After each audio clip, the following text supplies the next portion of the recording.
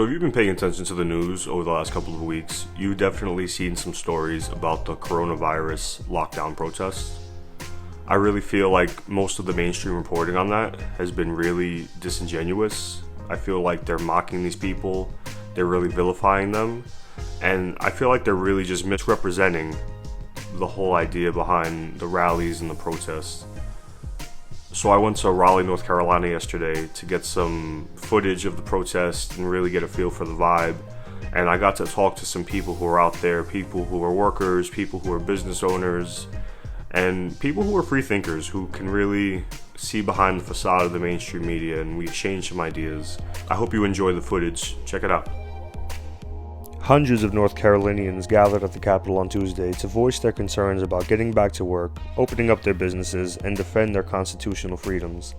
Community organizers, veterans, and business owners shared stories and words of encouragement to the crowd. That propelled us into wanting to be the first ones in battle, wanting to be the first ones to storm that beach, wanting to be the first ones to fight for freedom. Let me explain something to you. First in freedom, this state was the first in freedom. And I want you all to know that when I stood on that sidewalk at the governor's mansion, it wasn't really even an act of civil disobedience. It was because I made a principled choice to stand for the flag, for each and every veteran of these blessed United States of America.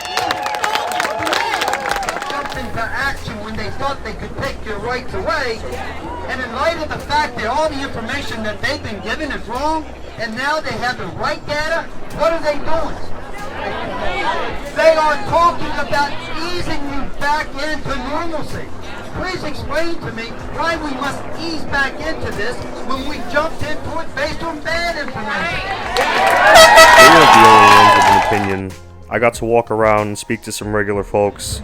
I asked them what brought them out today, and this is what they had to say. I believe we need to reopen North Carolina. There are several small businesses and even personal friends of mine. They're currently starving because they've been laid off of work. The government checks aren't helping.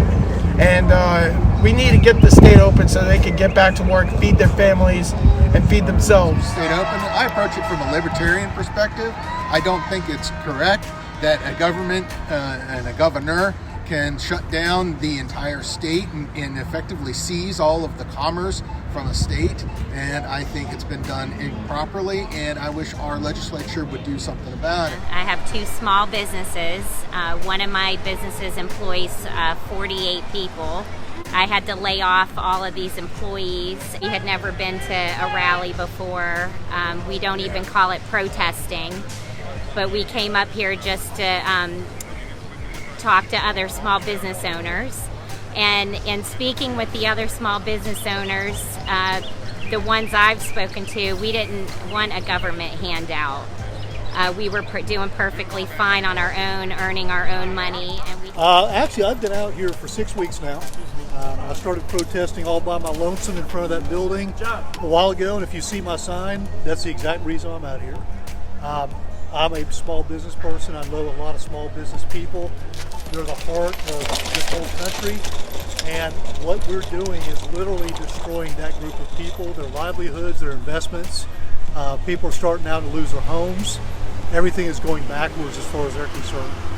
So I'm here to support small business people and to have Cooper hopefully open things back up, or encourage those people to just go ahead and open up their businesses. They can't afford to lose their livelihoods and lose their lives as a government tries to shut them down. So before we sign off today, let's just cover some of the numbers and really try to stick to the facts here. COVID-19 so far has claimed more than 50,000 lives. Depending on if you look at the World Health Organization or check the numbers with the CDC that have been adjusted in the last couple of days. There's definitely a conversation to be had about the legitimate concern for fear of further spread of infection. That's a possibility. They're already talking about more lockdowns coming in the fall because of the second wave of coronavirus. Now let's look at the unemployment side of this. The lockdowns have created a situation where we have thousands of businesses closing their doors, and you have millions of people unemployed. A lot of them who, because their state systems are so overrun with claims, haven't been paid in the last 2 months.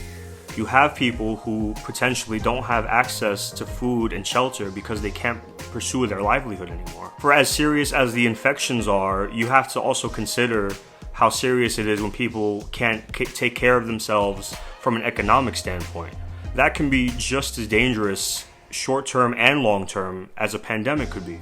Ultimately, this isn't about people who want to go get haircuts and go to Cheesecake Factory. Absolutely not. You saw the people that I spoke to. You saw the people who are at the rallies. People want to be able to pursue their livelihoods. They want to be able to put food on the table. Consider how in New York City, half of the food banks have closed down because they don't have the resources or the people to staff them anymore.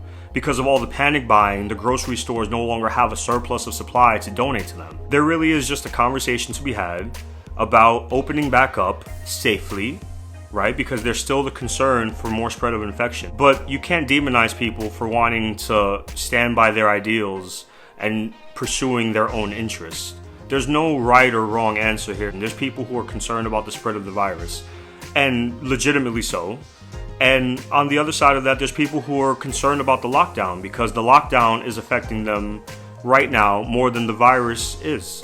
And I really just want to leave you with that today. Try to get your information from as many sources as possible and try to really just understand a little bit more about media literacy and understanding the framing. The media is giving you a picture and presenting information such that you come to a conclusion directed by them. That's all I have for today. If you like the content, please subscribe, like the video, leave a comment. Let's get a discussion going about it. We'll see you guys next time.